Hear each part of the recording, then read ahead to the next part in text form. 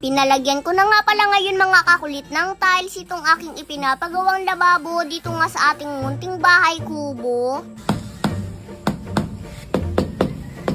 Pero bago nga nila ito lagyan ng tiles ngayon mga kakulit, kanila nga muna itong ginrinder. Dahil ang pagkakabuhos nga ng simento mga kakulit dito nga sa lababo na aking ipinapagawa, eksakto nga lamang ito sa sukat na 60. At kaya naman eksakto nga ito sa sukat na 60 mga kakulit, wala nga akong plano dito na palagyan ko nga ito ng tiles. Dahil para nga sa akin mga kakulit, napakaganda na nga nitong tingnan kahit wala na nga itong tiles. At ang isa pa nga mga kakulit, simpleng kusina nga lamang sana ang aking ipapagawa dito sa ating munting bahay kubo. Pero dahil marami nga din sa inyo mga kakulit ang natutuwa dito nga sa aking mga ipinapagawa, at dahil marami nga rin sa inyo mga kakulit ang nagsasabi na mas maganda nga daw kung palalagyan ko nga daw ito ng tiles, kaya naman dahil natutuwa nga ako sa mga natutuwa sa akin, susundin ko na nga mga kakulit ang mga nagsasabi na palagyan ko na nga daw ito ng tiles para mas lalo nga daw itong gumanda. Dahil sino ba naman ako mga kakulit para nga hindi ko sundin ang mga taong natutuwa sa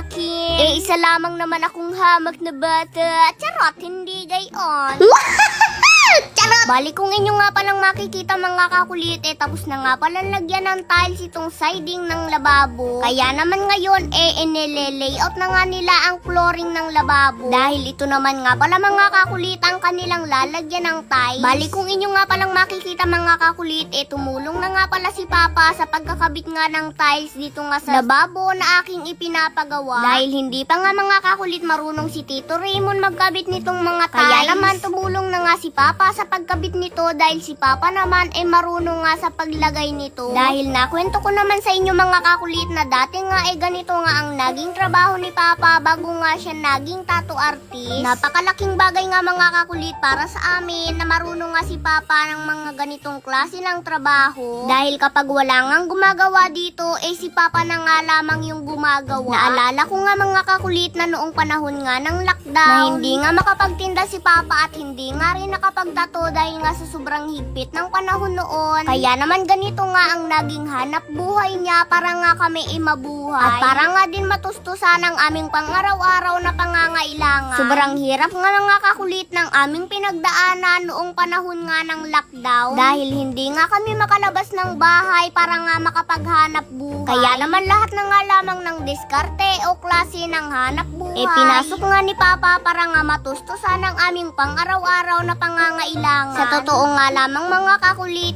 noong hindi pa nga nagla-lockdown, ang isa nga sa aming naging hanap buhay, ang pagtitinda nga ni Papa ng mga dry goods sa bawat mga pistahan. At saka mga kakulit yung mga tiyanggian kada linggo. At kapag wala naman kaming tinda mga kakulit, nagtatato naman si Papa. Kaso nung nag-lockdown nga mga kakulit, napatigil nga ang aming pagtitinda at pagtatato. Kaya naman ito nga ang naging hanap buhay ni Papa. Buti na nga lamang ngayon mga kakulit, nakakaraos na nga kami sa pang-araw-araw na pangangailangan namin. Pero syempre, bago nga po matapos ang video na ito ngayon mga kakulit, mamimili pa rin nga po ako ng mabibigyan ko ng gift box at mag-follow, like, and share lamang po kayo ng ating mga video. At syempre, abangan nyo na nga rin pala mga kakulit kung ano nga ba ang kalalabasan nitong aking ipinapagawang kusina, lalo na nga at may tiles na nga ito ngayon.